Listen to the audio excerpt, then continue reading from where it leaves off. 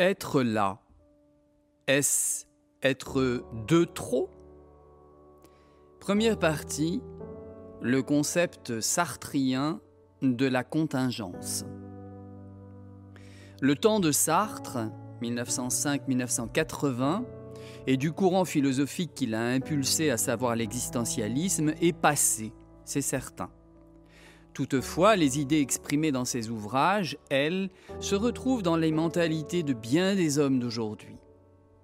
Par exemple, celles qui sont développées concernant la contingence, en particulier dans son roman philosophique La nausée, 1938.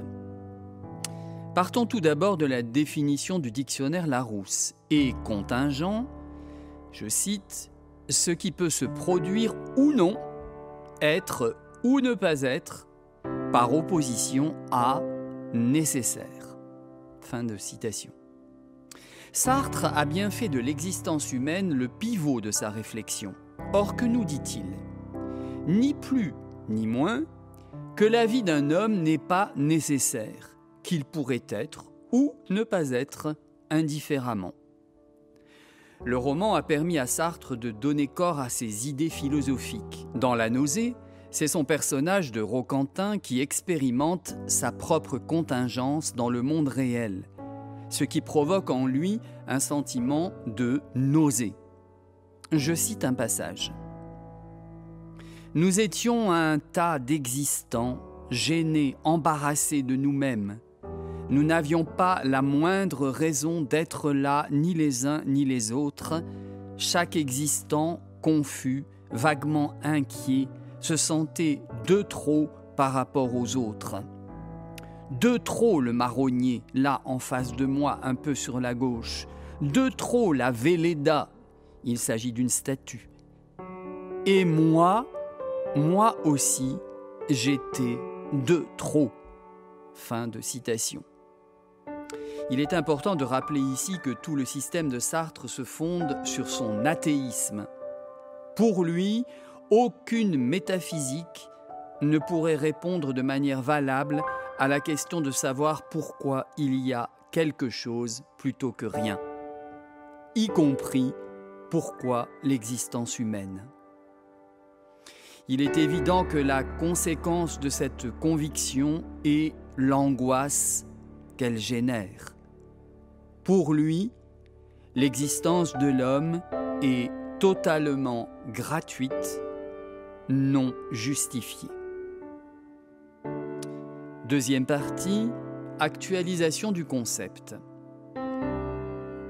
Avec Sartre, nous pénétrons dans la conscience de celui qui a rejeté Dieu comme fondement de son existence. Camus, 1913-1960, a été placé lui aussi dans le tiroir de l'existentialisme. S'il rejoint effectivement Sartre dans son roman L'étranger, 1942, où Meursault apparaît comme étranger à soi et au monde, par contre, il existe une différence profonde de tempérament entre les deux individus. Sartre nous tire principalement vers l'angoisse, là où Camus, lui, nous entraîne à la joie. Tous deux sont des philosophes de la liberté de l'homme qui, parce qu'il est contingent, doit lui-même se créer et donner sens à sa vie. Mais le défi de vivre semble bien plus difficile à relever chez Sartre que chez Camus. Le titre du roman La nausée dit bien le malaise de vivre. Camus a, lui aussi, ses ombres et lumières, mais il est très solaire. Je perçois surtout Sartre par ses ombres. Chez lui, le corps de l'homme est souvent nauséeux, suintant, et son âme dans le tourment de sa confrontation à la contingence. Par honnêteté, je précise bien toutefois que Sartre, autant que Camus, est un penseur humaniste. Tous deux redéfinissent le sens de la vie de l'homme. Sans le secours d'aucun Dieu, celle-ci doit prendre en charge son propre destin et celui de la collectivité humaine. L'homme doit exercer positivement sa liberté et sa responsabilité. L'attribution du prix Nobel de littérature en 1957 à Camus et en 1964 à Sartre prouve bien l'audience internationale reçue par ces deux penseurs. Troisième partie, perspective biblique. Au commencement de la Bible, Dieu le Créateur fait à l'homme le don de la liberté et de la responsabilité. L'homme peut donc choisir librement de croire ou pas en Dieu.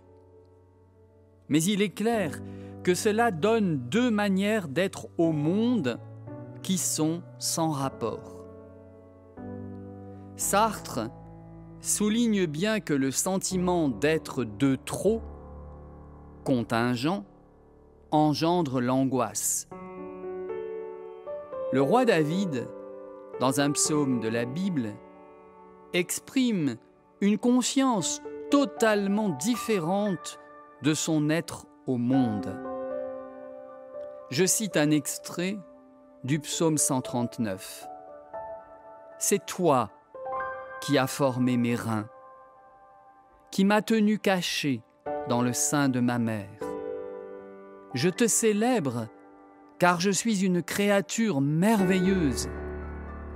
Tes œuvres sont des merveilles, et mon âme le reconnaît bien. Mon corps n'était pas caché devant toi lorsque j'ai été fait en secret, tissé dans les profondeurs de la terre. Quand je n'étais qu'une masse informe, tes yeux me voyaient, et sur ton livre étaient tous inscrits les jours qui étaient fixés, avant qu'aucun d'eux existe. » Pour Sartre, l'homme est de trop, tandis que pour David, dans la perspective chrétienne, l'homme est voulu par Dieu dès avant sa naissance. Son existence se voit déjà justifiée dès le sein maternel. On n'est pas au monde, dans le monde, de la même manière, avec ou sans Dieu, c'est une évidence.